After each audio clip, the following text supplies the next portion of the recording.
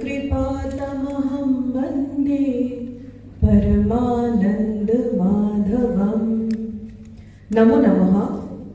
মঞ্চত উপবিষ্ট আমাৰ আটাইৰে শ্ৰদ্ধাৰ মাননীয় মন্ত্ৰী তথা স্থানীয় বিধায়ক শ্ৰীযুত চন্দ্ৰমোহন পাটোৱাৰী ছাৰ, মঞ্চত উপবিষ্ট মোৰ শ্ৰদ্ধাৰ সহকৰ্মীবৃন্দ, শ্ৰদ্ধাৰ আমন্ত্ৰিত অতিথিসকল, ইয়াত উপস্থিত ব্লক আৰু জিপি লেভেলৰ বিষয়ববীয়াসকল, LAC লেভেলৰ সাংস্কৃতিক মহাসংগ্ৰামৰ কমিটিৰ চেয়াৰমেন আৰু বিষয়ববীয়াসকল, অতি শ্ৰদ্ধাৰ আই মাতৃসকল, ছপা আৰু বৈদ্যুতিক মাধ্যমৰ মোৰ বন্ধুসকল তথা ইয়াত আজিৰ আমাৰ এই অনুষ্ঠানত উপস্থিত থকা মোৰ অতি শ্ৰদ্ধাৰ ৰাইজ, আজিৰ এই LAC লেভেলৰ সাংস্কৃতিক মহাসংগ্ৰামৰ এই প্ৰথমটি আমাৰ প্ৰগ্ৰাম, যিটো মাননীয় মন্ত্ৰী মহোদয়ে ইনগ্ৰেট কৰিব, ইয়াৰ আদৰণি ভাষণ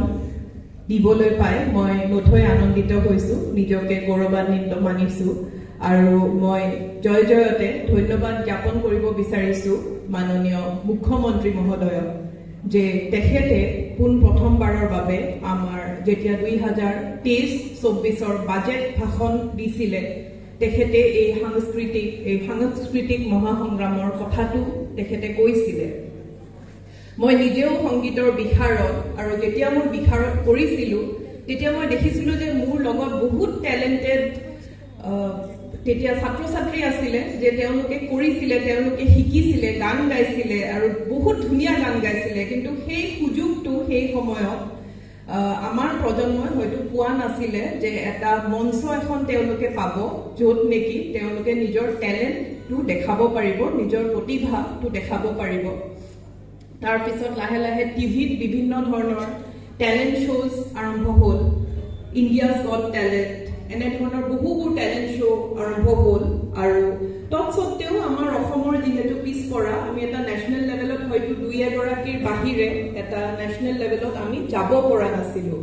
কিন্তু এই যিটো সাংস্কৃতিক মহাসংগ্ৰাম আজি আমাৰ অসমত হৈছে আৰু নলবাৰীত হৈছে, তাৰ পৰা বহুখিনি ইমান ধুনীয়া ধুনীয়া প্ৰতিভা ওলাই আহিছে যে কল্পনাৰ বাহিৰত। আৰু আমাৰ মন্ত্ৰী মহোদয় আছে, তেখেতে আৰম্ভণিৰ পৰাই মই ক'ব লাগিব যে বহু ব্যস্ততাৰ মাজত ছাৰে আমাক প্ৰত্যেকটো পদক্ষেপত, প্ৰত্যেকটো আমাৰ খোজত গাইডেঞ্চ দি আহিছে। তেখেতে আগভাগ লৈ দুয়োটা প্ৰগ্ৰাম, খেল মহাৰণ আৰু সাংস্কৃতিক মহাসংগ্ৰাম, ছাৰে আমাক গাইড কৰি আহিছে যে কি ধৰণে আমি কৰিব লাগে, যে আমাৰ সমগ্ৰ জিলাখনতে মেক্সিমাম তৃণমূল পৰ্যায়ত আমি পাৰ্টিচিপেশ্যন বিচাৰি পাওঁ।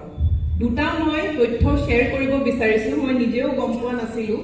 কিছু সময় আগতে মোৰ সহকৰ্মী ADC ডাঙৰীয়ানীক মই ক'লোঁ যে মোক তথ্যখিনি দিয়া, যে আমাৰ জিলাত কিমান ৰেজিষ্ট্ৰেশ্যন হৈছিলে আৰু কিমানে পাৰ্টিচিপেশ্যন কৰিছিলে। আৰু মই এটা সুখবৰ, আপোনালোক যিহেতু আমি আটাই পশ্চিম নলবাৰীত আছোঁ, আপোনালোক পশ্চিম নলবাৰী ব্লকৰ বাসিন্দা হয়, এটা ভাল খবৰ, যাৰ বাবে আপোনালোকে নিজকে নিজে হাত চাপৰি দিব, 2 মিনিট পিছত দিব। এইটো হৈছে যে আমাৰ দুয়োটা কেটেগৰী, মিউজিকৰ পাৰ্টিচিপেশ্যনৰ ক্ষেত্ৰত আৰু ডান্সৰ পাৰ্টিচিপেশ্যনৰ ক্ষেত্ৰত, মিউজিকত 4টা কেটেগৰী আছিল মিউজিকত, বিষ্ণু ৰাভা সংগীত, ভূপেন্দ্ৰ সংগীত, ৰবীন্দ্ৰ সংগীত আৰু জ্যোতি সংগীত।